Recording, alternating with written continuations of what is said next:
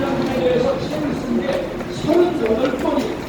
우리는 일본 장소에 대해서 책 쓴 게 2권입니다. 그 정도로 이순신 장군의 충성. 일로다. 미정아 일로 와. 그 국가를 위한 희생 정신을 일본 사람도 존중을 해요. 일본도 우리나라를 배우려고 하는데 우리나라 역사에 배울 위인이 얼마나 많은데 이 문재인이라는 사람은 자기의 사상이나 행동 모든 것의 중심이 신영복, 이영희 누굽니까? 전향도 하지 않은 속까지 빨간 빨갱이 아닙니까? 아니 존경할 사람이 이영희, 신영복밖에 없어요. 그러니까 이 사람 머릿속엔 북한밖에 없는 것이죠. 여러분, 지금 한미동맹이 어떤 관계에 있다고 생각하십니까? 지금 과거 이 양반의 주군인 노무현 정부 때 우리 미국 워싱턴 정부에서 어떤 말이 돌았느냐? 너무나 반미운동을 하고 그때 메가더 장군의 동상을 끌어내리겠다 했더니 제가 알고 있는 어떤 분은 막 저를 막 붙잡고 우는 거예요. 정말로 한국 사람들이 이렇게 반미 감정이 심하냐 해서 아니다. 10%도 안 된다.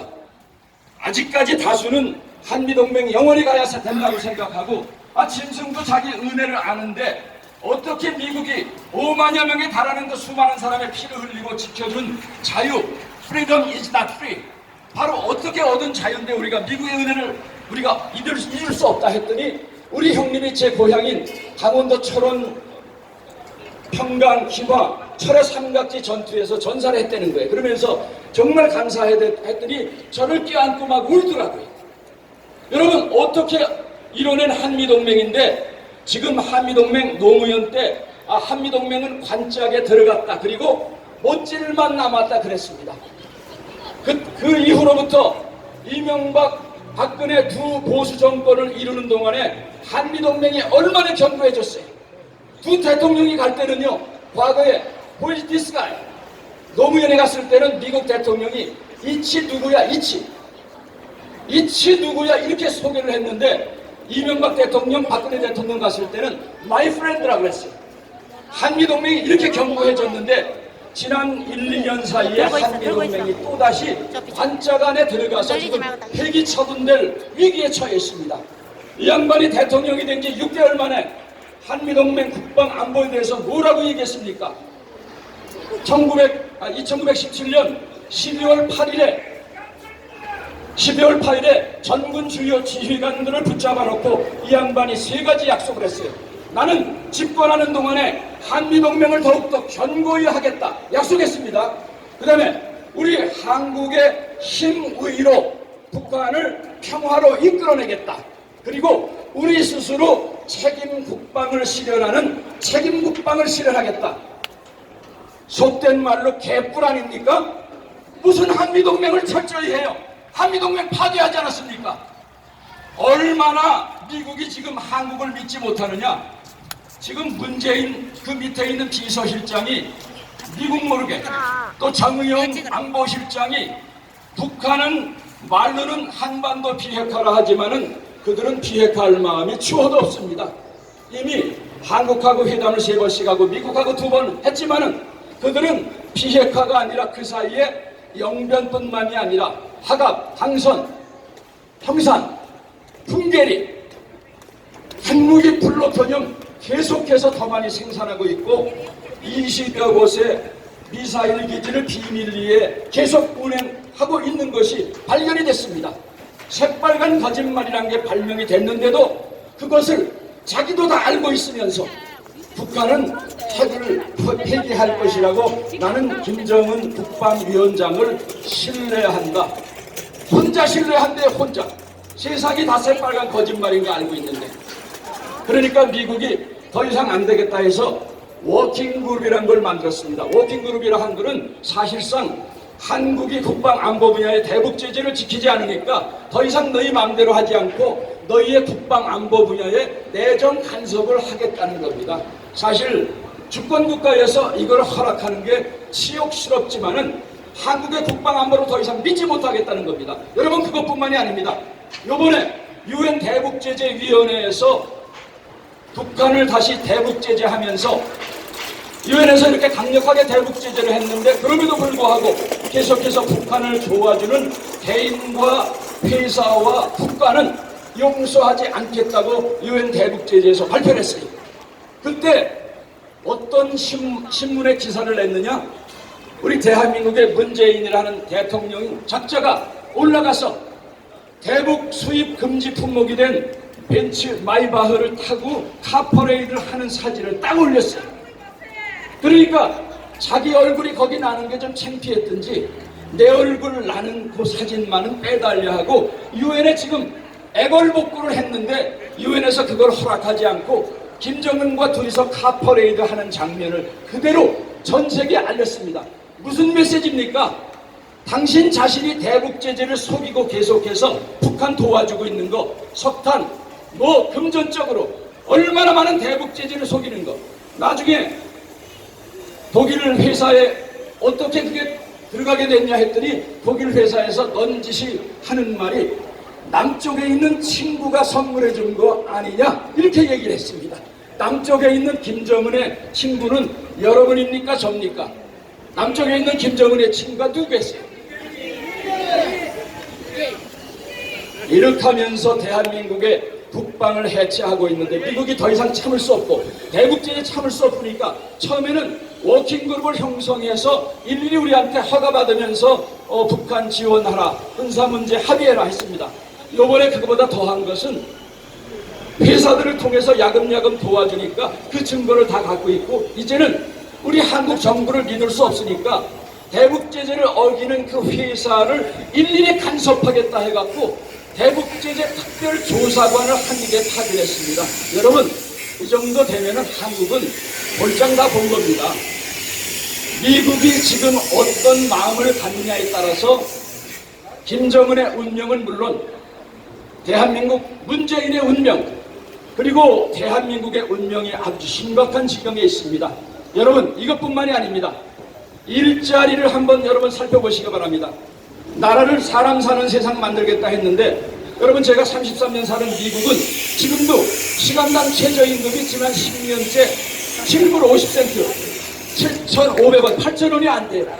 근데 1인당 국민소득이 3만 달러밖에 되지 않는 나라에서 시간당 최저임금을 8,450원으로 올리면은 자영업자들 소상공인이 어떻게 먹고 살겠어요? 이게 전부 다 죽는 거예요. 광주에서도 제가 문재인 퇴진 집회를 하러 가서 금남로 충장로 다 돌아다녀 봤더니 이건 소상공인이 다 죽어가게 생긴 거예요. 일자리 창출한다 그러더니 소상공인 전국에 600만 700만 다 죽이고 작년에 소상공인이 참다 못해서 수만 사람들이 모여서 문재인 정권을 규탄하는 집회를 했습니다. 여러분 이거 미치지 않고 어떻게 이거를 일자리 창출 정치라고 하겠습니까? 50조를 써서 5,000명을 만들어내질 않나? 공무원을 늘려서 일자리를 만들겠다.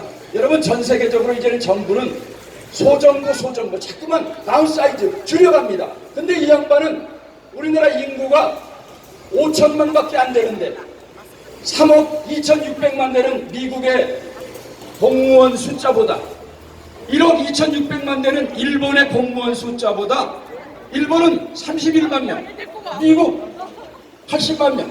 근데 우리나라는 100만 명, 80만 명을 또 늘리겠다는 거예요. 이게 일자리 창출이 됩니까?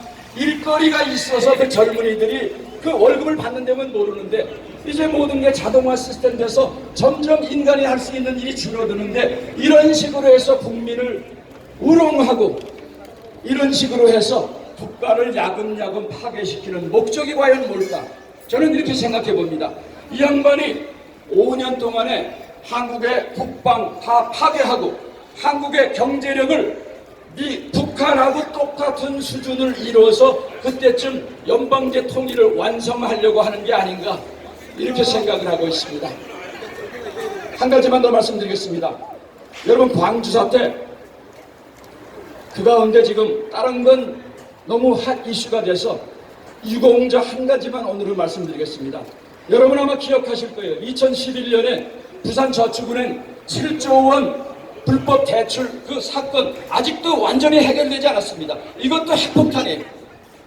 오늘 제가 여기를 내려온다고 하니까 광주 사태에 직접 참전했던 전남 매일신문 김동문 기자, 나주에서 그 무장폭도들이 광주 시내로 들어오려 하는 1200명의 무장폭도를 총을 들고 몸으로 막았던, 지금도 유공자가 되지 않으면서 그 진실을 밝히려고 하니까 5.18 세력들에게 끊임없이 테러를 당하고 있는 김동문 기자가, 이 목사님, 우리 부산에 가면 이 5.18 유공자 그 악한 세력의 진실을 반드시 말해주십시오 하면서 저에게 증거를 했습니다.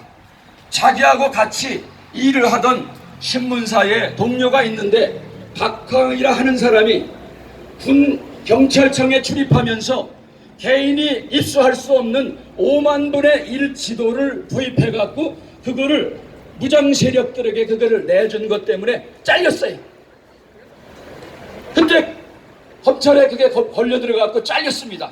그리고 직업이 없다가 나중에 이 사람이 그럼 뭘 했느냐 했더니 한겨레 신문에 집필이 돼갖고 돈벌이 잘하고 사는데, 이 김동문 기자는 그때부터 5.18의 진실을 알리면서 37, 8세에 목이 딸려나서 지금까지 직업을 갖지 못하고 70대까지 5.18의 진실을 알리기 위해서 싸우고 있습니다.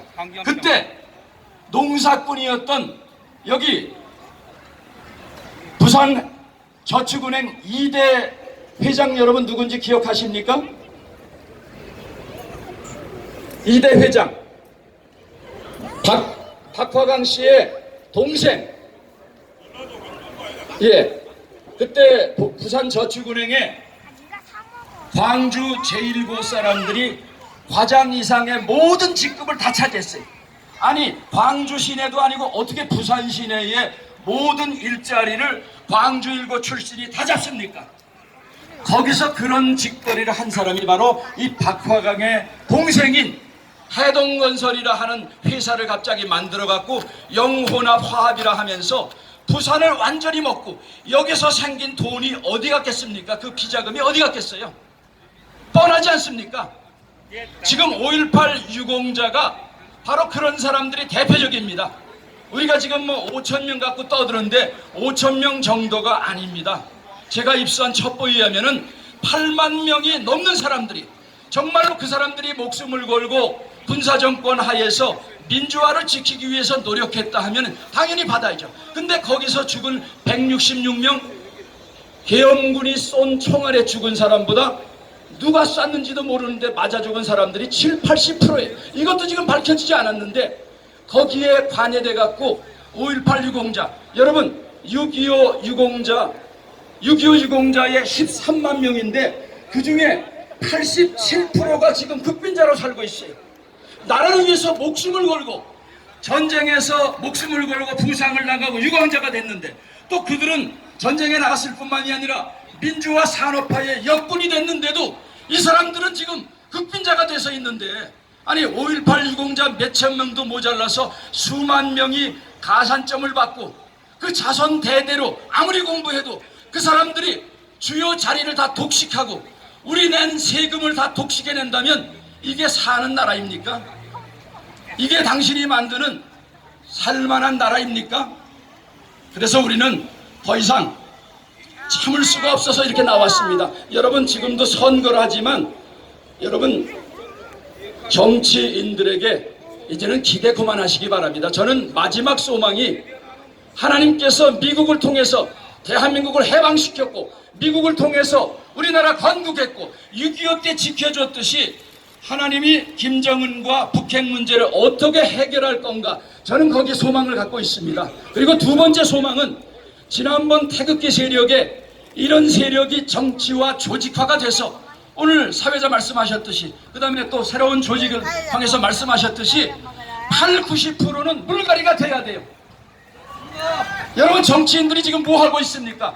이런 어마어마한 사건으로, 김경수 사건으로 지금 이것만 한 가지 가지고도 국정농단으로 충분히 탄핵을 시킬 수 있는 자료가 넘치는데 113명이나 되는 국회의원들이 뭐 하고 있습니까? 그래서 우리는 더 이상 그들을 기대할 수 없습니다. 이제는 시민사회가 오늘 하시듯이 교육이 되고 조직화가 되고 대거 국회로 들어가서 바로 여러분들이 우리나라 국가의 주인이 돼서 국방을 지키고 안보 일자리를 지키고 교육을 하고 역사를 지켜야 됩니다. 여러분들이 바로 우리 국가의 주인이 되셔야 합니다. 그래서 여러분들이 2주일에 한 번씩 와서 태극기 흔드는 것에 그저 만족하지 마시고 열심히 교육 받으시고 조직화가 돼서 여러분들 사이에 국회의원 내세우세요.